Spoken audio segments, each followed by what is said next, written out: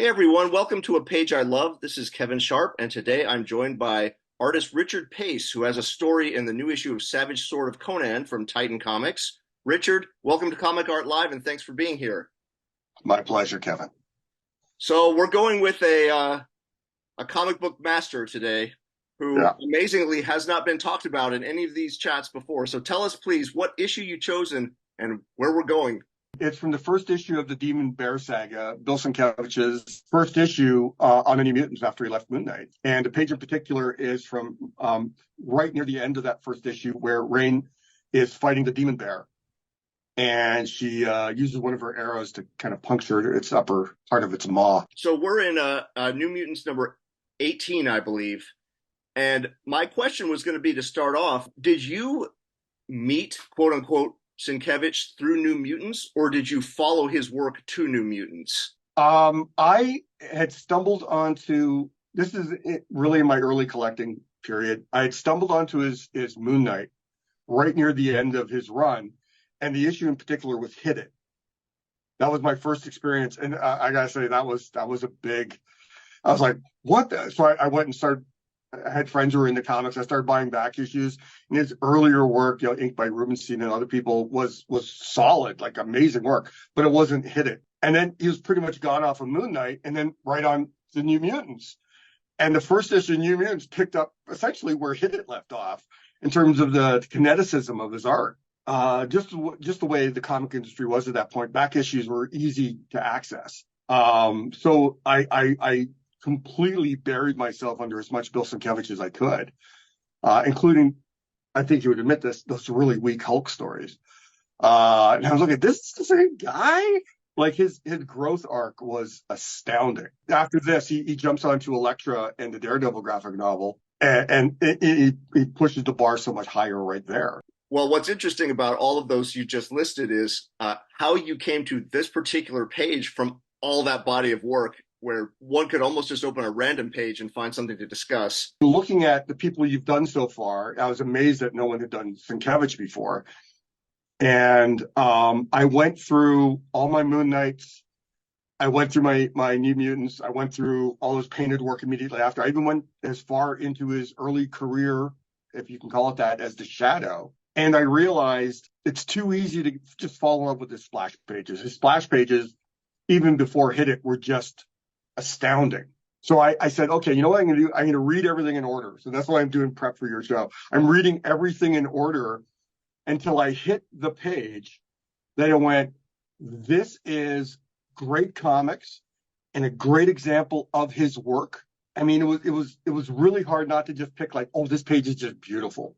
But this little fight scene with the demon bear, where you have a very recognizable physicality to the bear, which it loses almost immediately in the following issue, just becomes this monstrous shape. And the efficacy, he did this monstrous shape, battling around our protagonist, and how he just simply used his lines in rendering the trees, speed lines, gutsy brush strokes. This is the perfect page to talk about. So as an artist, when you imagine you get a script for a page like this, if we could perhaps put ourselves in Bill's head to just speculate, what is the approach do you think he would take when you look at the result? Can we reverse engineer what the approach might be? Well, he's working on a 3-tier structure. And that's pretty standard from Marvel training of the era. Like if you came up in Marvel in the shooter thing, there was very much a bare bones hit that storytelling first. So the storytelling is very clear through all of this. Despite his gutsy, very gestural drawing, the storytelling is strong through all of it, and how he moves visually from panel to panel to the next row of panels. I know I do this when I'm especially when I'm doing something like breaking down the storytelling for Second Coming. I lean on the grid very easily because that orders the imagery very clearly. So we have a grid on this page. Even though he breaks panel borders, there's a very definite, this is the top tier of action, this is the second tier of action, this is the bottom tier of action. I mean, he's got elements of the shape that make you immediately go down to the next row of columns. It's very, very, it kind of sounds derogatory if I put it this way, but it's very meat and potato storytelling. And then everything else on this page is just his virtuoso drawing and playfulness within the limits of what Marvel would allow, and I guess the readership would allow at that point. His storytelling became a lot more impressionistic, would be the term I'd use in Elektra. When he started doing the painted work, and I think it came to almost its apogee in Stray Toasters, which is sadly out of print. This is probably the best you could do with a Marvel superhero book and still do something that would appeal to people not interested in Marvel superheroes. Because we're on Comic Art Live, I have to hit you with this one. Do you own any Sienkiewicz original art? I do. I have a Predator drawing he did. Not any comic pages, but it's a Predator drawing.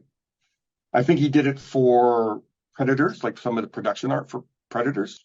So yeah, so that's I used to collect a lot more original art back in the 90s. I had Mignola pages, I had Jose Luis Garcia Lopez pages, a few Kurt Swan, a bunch of others. And I realized my wife at the time didn't like the idea of comic art being hung in the house proper. It would have been my studio. My studio's walls were where I put my current work so I could just look at it and not have to dig out through copies and stuff. So all my original art was sitting in flat folders. And at one point I realized there's people out there who would love to have a Garcia Lopez or a Mignola piece hanging on their wall. And I'm just hiding it away. And eventually my son's going to have to sell it when I'm dead.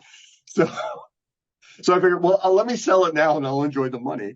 So I found them all new homes. So yeah, I'm really sad I let all the, I only think I had about 50 or 60 pieces. Hindsight, I think I probably could buy a house with what I sold for just a few $1,000s back in the 90s. What if I sold it now? I'm going to guess that a majority of the people watching this video are nodding as they hear that last part. I even had some Quesada Ray pages back when no one wanted any. And they were like, I remember at the time thinking, you want 125 for that? No, it's a nice page. I'll buy it. Right. And I think I turned it around for 250. And I went, oh, I doubled the money. And I think I saw the page. I think I might have seen it on Comic Art Fans for some not for sale, just not for sale. Well, thank you for joining us. Please tell the viewers about Savage Sword and anything else that you have coming up that you'd like to direct their attention to. Savage Sword of Conan from Heroic and Titan. It was a bucket list experience drawing Conan, but also Savage Sword. So I got a little experimental with it. Some of it's really successful, some of it's not so much successful. I have to be honest. But the story is great. Jim wrote a great, great story for me to do some really gutsy things with Conan. So that's out right now. I did a Zoop or a crowdfunding book last fall. It's at the printer now. And so Zoop is going to be reopening orders for my Coven art book, collecting all my witch drawings. I'm pretty proud of that. Thanks again, and we appreciate the homework, although it's certainly kind of a fun homework assignment to go through Sienkiewicz's body of work. So it really is. It really nobody is. feel too bad for Richard. Great. It was a joy prepping for this. Thanks so much for the opportunity.